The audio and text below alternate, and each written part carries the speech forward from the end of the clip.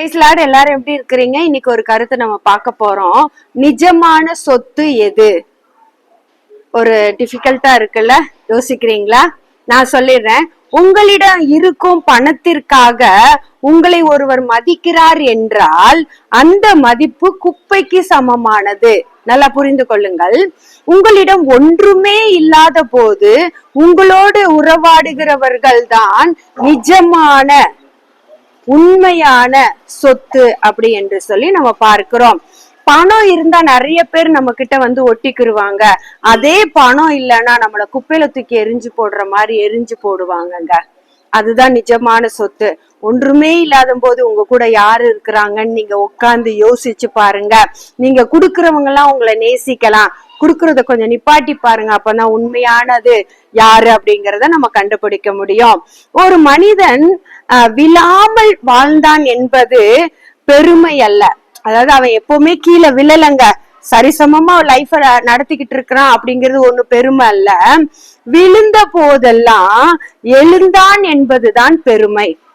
சில பேர் விழுந்தவங்க விழுந்தே கிடப்பாங்க, எழுந்திருக்க மாட்டாங்க, எழுந்திருக்க ட்ரை பண்ண மாட்டாங்க. என்னால முடியாது, என்னால இதெல்லாம் சமாளிக்க முடியாது, நான் விழுந்துட்டேன், என்னை தூக்கி விட ஆள் இல்ல அப்படின்னு தான் குறை சொல்லுவாங்களே ஒழிய, நம்ம எங்க விழுந்திருக்கோம் அந்த இடத்துல இருந்து எழுந்து திரும்ப நிக்கணும், வாழ்க்கைய நடத்தணும் அப்படிங்கறதாங்க பெருமை.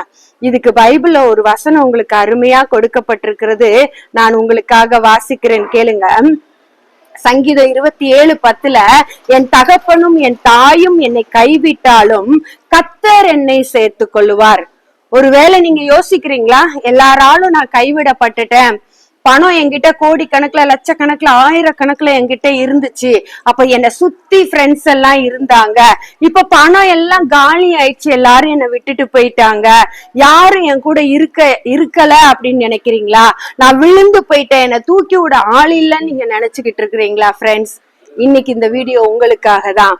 என் தகப்பனும் என் தாயும் என்னை கைவிட்டாலும் கர்த்தர் என்னை சேர்த்துக் கொள்வார். உங்களை சேர்த்து கொள்ளுகிற ஒரு நல்ல தகப்பன், இருதயம் உள்ள ஒரு ஆண்டவர் உங்களை நோக்கி பார்க்கிறார். அவர்கிட்ட உங்க கஷ்டத்தை சொல்லுங்க, உங்க கண்ணீரை அவர்கிட்ட விடுங்க. ஏசப்பா உங்களை தூக்கி நிறுத்துவாருங்க, உங்களோடு கூட இருக்கிறாருங்க. நீங்க பேசுறதெல்லாம் அவர் கேட்டுட்டு இருக்கிறாரு. அவர்கிட்ட நம்ம ஐக்கியம் ஆயிடலாமா?